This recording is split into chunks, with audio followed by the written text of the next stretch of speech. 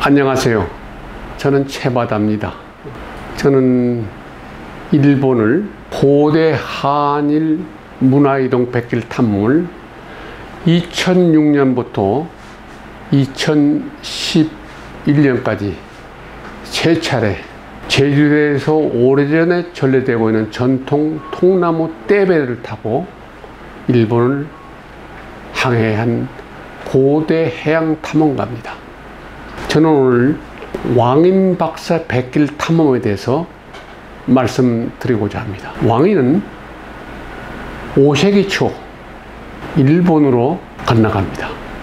그 왕인에 태어난 곳은 지금 전라남도 영암군에 알려지고서 지금도 왕인 행사를 매년 4월 8일부터 일주일 동안 영암에서 왕인 축제를 하고 있습니다. 왕인은 백제의 학자로서 저는 왕인을 가리켜 일본의 최고의 석학이다. 더 나아가서 세계적인 석학이라고 저는 말하고 있어요. 왜냐? 그 당시에는 백제, 일본 이런 우린 국제사회의 이런 구도상에서 접근하고 해석하고 있기 때문입니다. 왕인 천자문 항공과 노노 식군을 가지고 일본으로 건너갔습니다.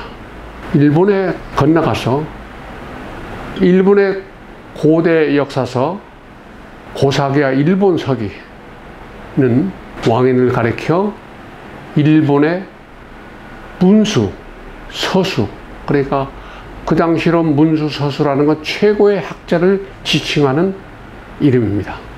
그래 일본이 자랑하는 고대 5세기 이후에 지금까지도 일본의 학자들이 주장하는 것은 일본의 최고의 학자로 칭송받고 있죠.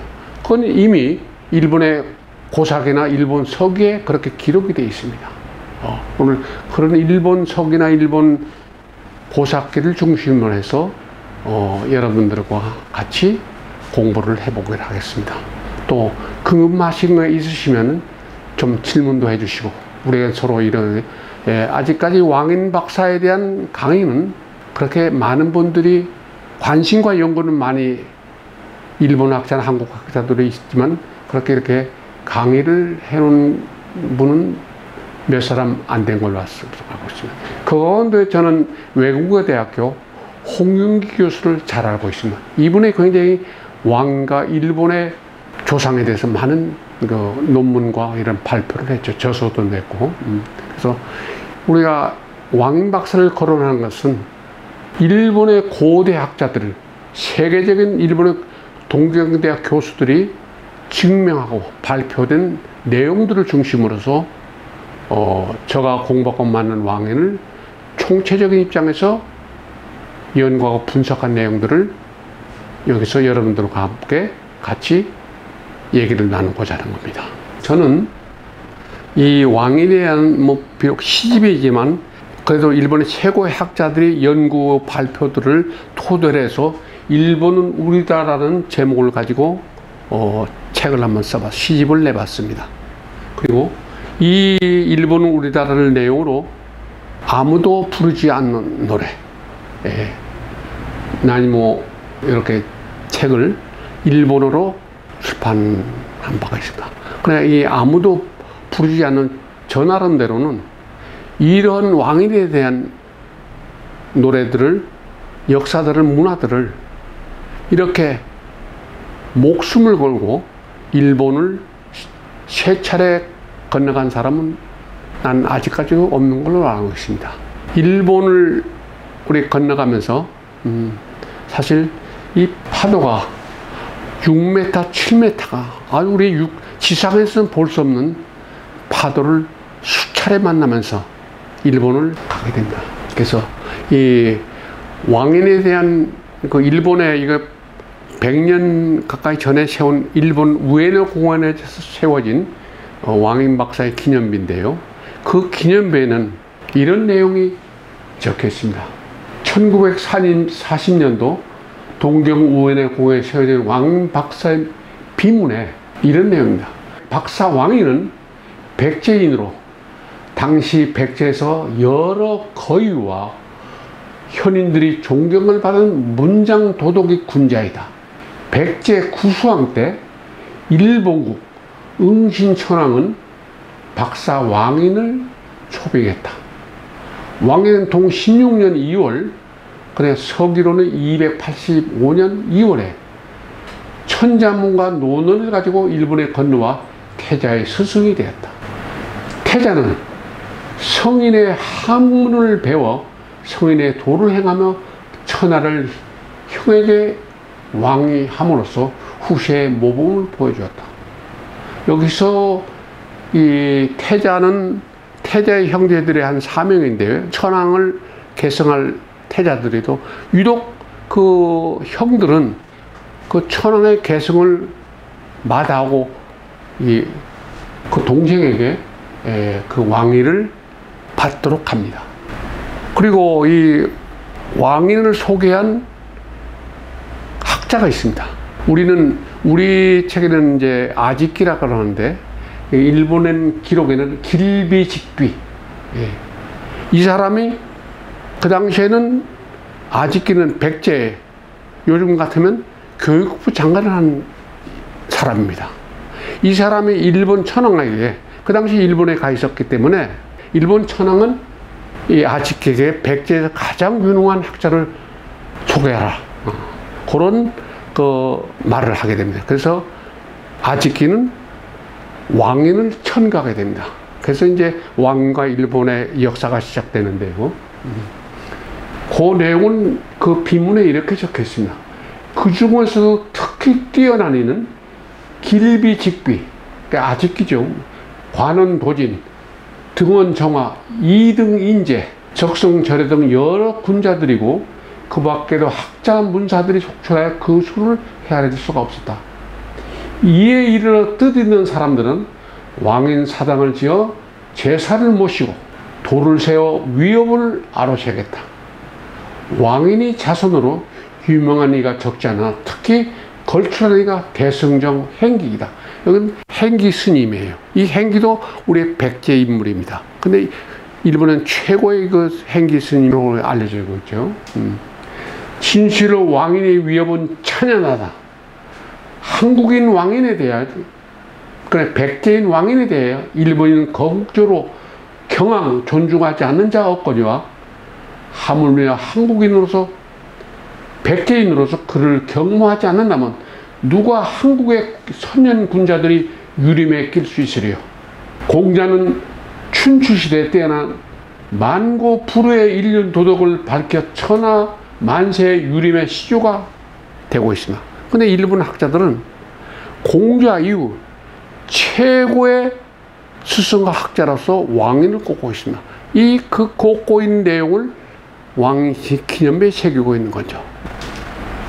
박사왕인은 공자가 죽은 지 760년 후 한국에서 태어나 일본 황실이 태자들에게 충신효제, 충성하고 효에 대한 도를 가르쳐 일본 국내에 알려서 전해서 1653년간 개성시켜왔다. 천고에 비난한 박사 왕인의 위동은 실로 유구 유리함이 귀지없어라.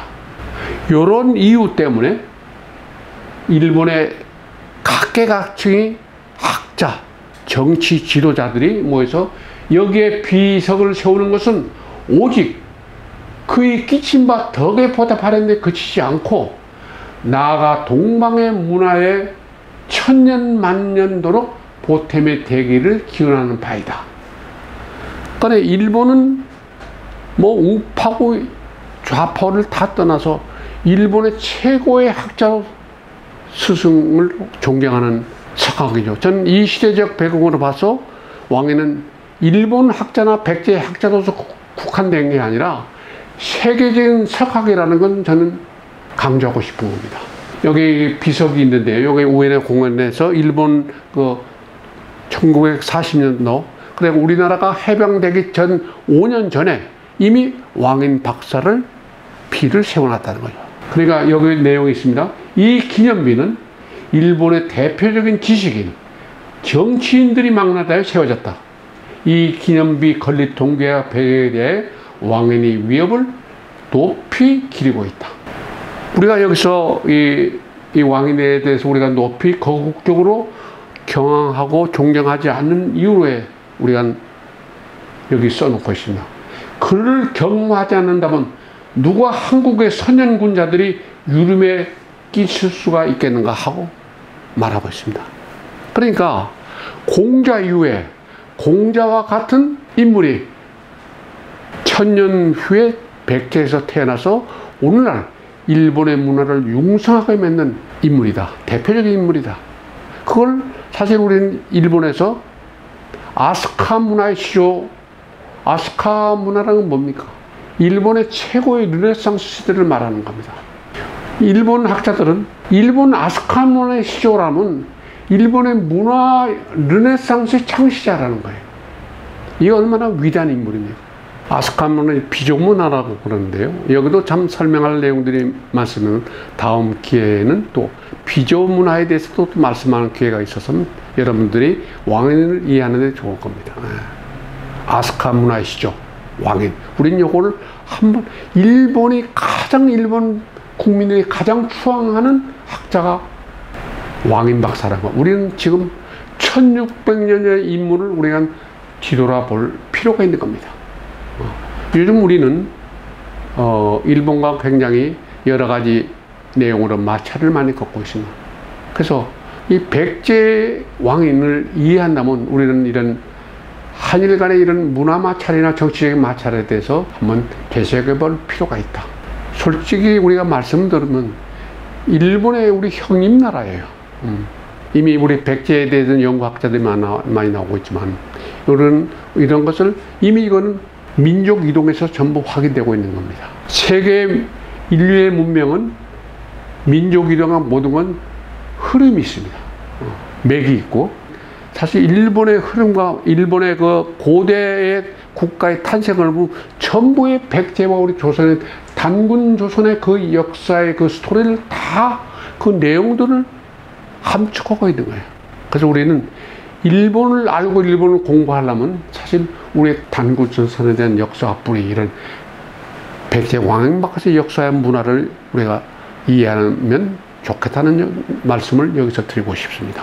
사실 이 시대야말로 정말 역사를 공부하고 문화를 공부하고 특히나 우리 고대 역사, 고대 문화 일본과 우리 한일과의 고대 문화와 고대 역사를 안다면 지금 우리와의 팽팽하게 맞서고 있는 일본과의 관계를 우리는 좀 조심스럽게 접근할 필요가 있다. 제가 여기서 강조하는 것은 저도 학교 다닐 때 많은 일본을 경시했으며 그런 교육을 받았기 때문에 지금 이 시대는 왕인처럼 세계적인 석학이 우리가 이런 일본에서 우리가 경험받고 있는 인물을 우리가 이해한다면 서로 역사를 존중하고 역사를 이해할 수 있는 그런 기회가 이 왕박사를 통해서 우리는 좀 접근할 필요가 있다고 얘기하고 싶습니다. 그래가 일본의 고대 역사 뿌리는 백제의 역사, 백제의 뿌리를 아래서 일본이 태동하고 일본의 초대 고대 국가가 태어나요. 여기 응신천왕이라고 나오는데 응신천왕은 일본의 역사 속의 초대 천왕이에요.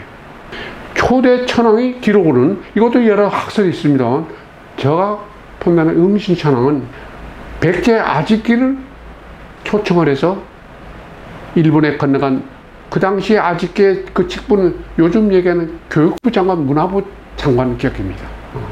그 아직기는 양마 2마리를 일본에 선물로 가지고 갑니다. 말 2마리를. 그러니까 이것도 우리가 앞으로 계속 연구하는 문제인데요. 일본의 말의 기원이 백제가 만들어 놨다는 겁니다. 자, 여러분.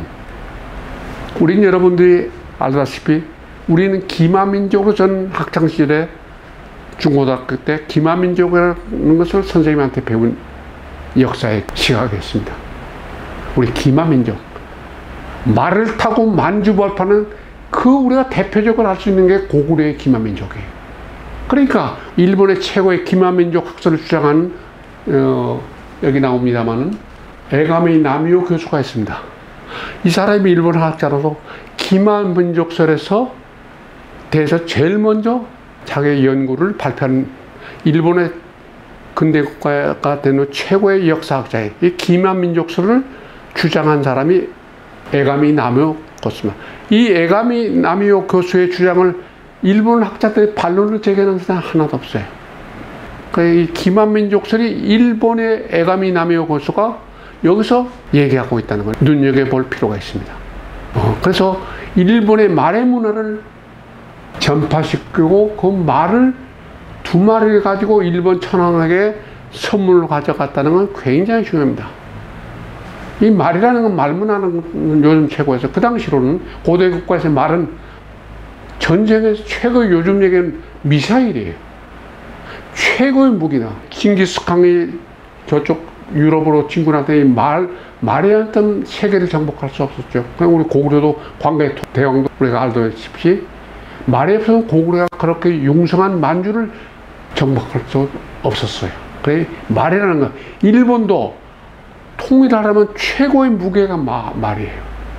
이 말을 최초에 아지키가 일본에 가면서 선물로 가지고 왔다는 건 굉장히 우리 중요하게 접근할 필요가 있다.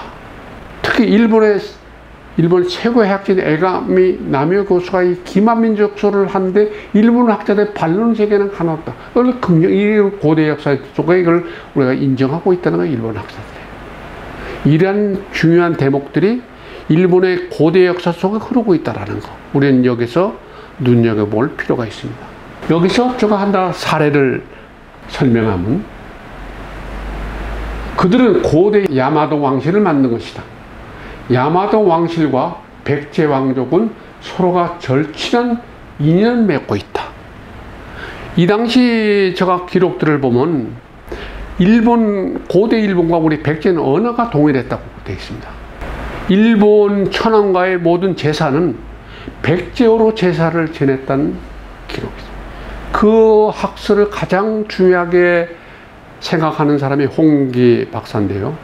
일본 그 도쿄에는 일본 천황가에 가서 백제가 지금도 일본 천황은 제사를 지냅니다. 자기 천황에 대해서. 그 일본의 제사되는 천황가다 제사 지는 그 제문을 읽는데 지금 일본 사람도 그건 무슨 말인지 몰라. 그 말은 바로 백제어로 지금 제사를 지내고 있다는 거예요. 이 얼마나 놀라운 사실입니까? 일본 천황가가 역대 1000년, 1500년 전에 자기들의 조상을 우리 백제어로 제문을 읽고 있다는 건. 그건 이미 우리 홍윤기 박사가 이미 천황의 그런 것을 아주 어렵게 천황가하고 접촉을 해서 그런 내용을 확인하게 되고 제사하는 것을 전부 취재해서 기록이 됩니다. 이런 것들은 우리가 굉장히 앞으로 충분히 연구할 필요가 있다. 그 내용을 저기 한번 1995년 10월 26일 동아일보가 초청을 내한한 에가미 교수는 한일 관계의 고대사란 주제로 이런 얘기를 했습니다. 일본 기원은 고대 한민족이었음을 재차 강조했다. 일본이 황국사관을 뒤엎은 발언을 함으로써 일본 사학계를 깜짝 놀라게 했다. 고대 일본을 점령한 것은 기마민족이라는 것을 못 받고 있다. 일본의 최고의 학자가 이 이론의 주장에 한 사람 반론을 제기하고 있지 않다라는 것은 제가 이런 강의에서 굉장히 설득력 있게 말씀드리고 싶은 내용들입니다. 어떤 요 내용에 대해서 제가 말씀드리고 싶습니다. 지금 일본이나 이름, 우린 전부 개인도 자기 할아버지, 아버지로부터 이름을 받지 않습니까? 장명이죠. 그래, 일본이라는 국호를 오늘 사용하게 되는 것을 우리가 눈여겨볼 필요가 있어요. 오늘 일본국이라는 그 나라의 국호를 만든 것은 서기 670년이에요. 백제는 여러분들이 알다시피 660년에 멸망합니다. 그 10년 뒤에 670년에 일본의 국호가 최초로 탄생이 됩니다. 여기 그대로 일본 기록을 말씀드릴게요. 일본국은 외에 다른 명칭이다. 이는 나라가 해 뜨는 곳에서 만들어진 이름이요.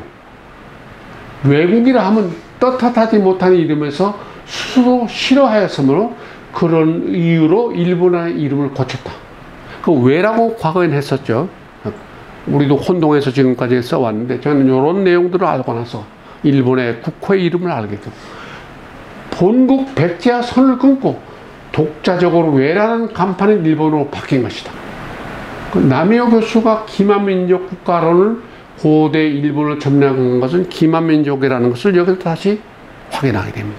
기만민족이 한반도 남쪽으로 넘어온 것은 한반도 북쪽이 부여, 고구려, 만주당에 살던 퉁구스 계통 기만민족. 그건 우리 고구려도 다 그런 동일한 이런 퉁구스다. 우리 뭐 알타이 민족이다 뭐 이런 우리 바이칼호수 그런 얘기 중에 이런 굉장히 이런 역사의 기록들을 많이 알 필요가 있다. 공부할 필요가 있다. 일본의 국명이 어떻게 태어났다라는 거. 그래서 저는 전장에서 말씀드리고 일본은 우리는 같은 형제 국가라는 거.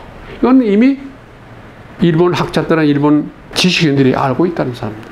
근데 여러분들 아세요?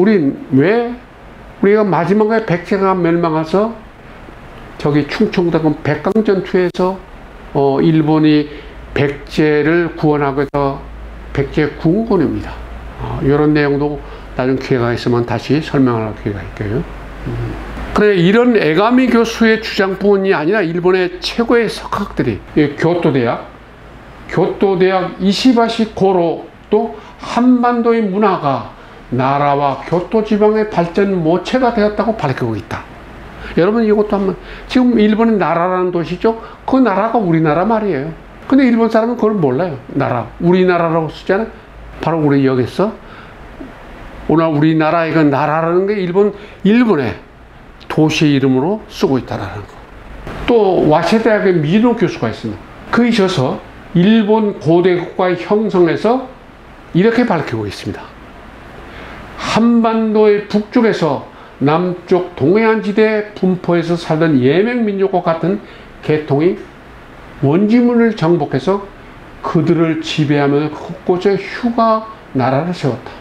이 시기가 대체로 기원전 2세기경으로 거슬러 올라간다고 본다. 나는 인덕 왕조가 기만 민족인 정복 왕조라고 본다.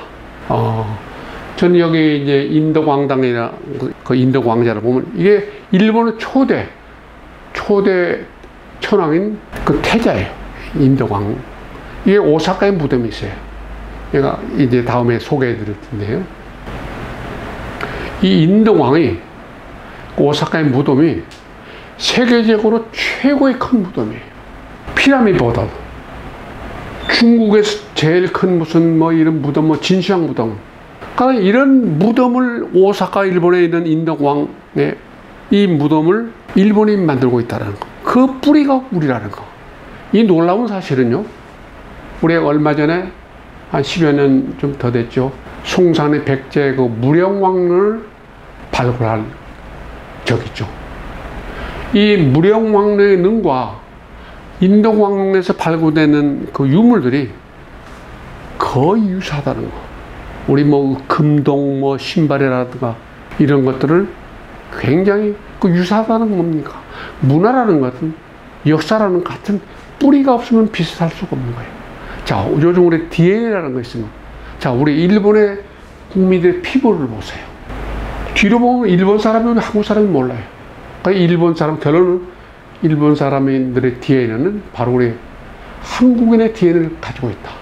그런데 일본의 그 학자들이 이미 일본의 고대 국가의 그 DNA를 분석한 결과 80%가 한국인의 혈통을 가지고 있다. 이미 일본 지식층에서 다 알고 있는 연구 결과예요. 비록 우리는 두 가지 전쟁을 한번 얘기할 수 있죠. 여기서 임진왜란 7년 전쟁, 쉽게 해서 일제 식민지 36년.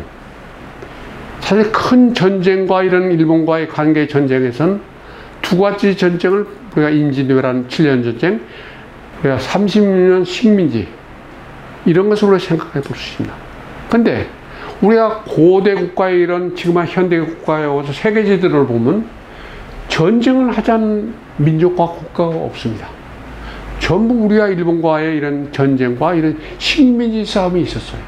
그래서 우리도 그 역사 속 우리 하나의 그 틀을 가지고 있다는 것을, 이런 것을 우리 역사를 너무 부정적으로만 보지 말고 긍정적으로 접근할 필요가 있다.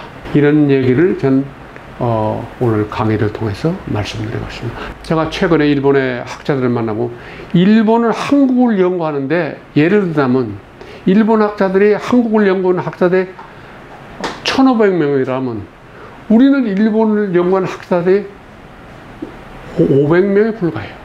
그만큼 일본은 자기의 뿌리, 조상의 나라에 대한 연구가 굉장히 깊이 있게 행해가지고 있다는 거. 그래서 우리도 일본의 고대 국가를 알게 되면 우리가 굉장히 일본을 깊이 연구하는데 그게 필요하다는 거. 그리고 일본을 너무 부정적으로만 볼 게 아니라 긍정적으로 접근할 필요가 있다. 왜냐? 이런 뿌리와 DNA를 함께 갖고 있는데, 그 때문입니다. 이런 것들 우리는 좀 이런 시간을 통해서 서로 알고 서로 소통하는 기회를 가졌으면 하는 바람입니다.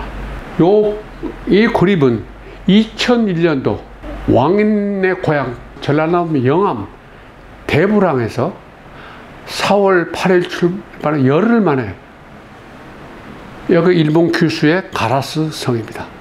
오사카의 오사카 성이 양대 성으로 유명한 성이에요. 이 가라스 성인데, 이 가라스 성에 우리 한번 충청도 당진 이름하고 같아요. 근데 이런 이 당진항에 열흘 만에 제가 도착한, 이 당시 그 기상관 측서서 일본의 그 방송들에서 이 파도의 높이가 6m, 7m예요. 우리 한국에서 이 영암군에서는 제가 조난장관 서로 통신이 안 됐기 때문에, 그래서 일본 해상보안청에서 나올 정도로 일본에서는 관심이 있었고, 일본은 언론과 방송에 이 왕인 박사 백길탐을 대대적으로 그 지면을 활해서 보도한 바가 있습니다. 그래서 일본도 우리는 뿌리를 갖고 있다는 거, 그리고 제가 이 마지막에 일본 그 가라스항에 도착했을 때 일본 시민들이 환영하는 모습입니다. 여긴 초등학교 유치원생들이 와서 환영하고, 뭐 우리 제1교포들, 일본의 그 이제 가라스 시민들 와서 환영하는 그 그림을 제가 이 앞에 내용들을 종합해서 정리할 수 있는 내용들의 증표다 라고 말씀드리고 싶습니다. 네, 감사합니다.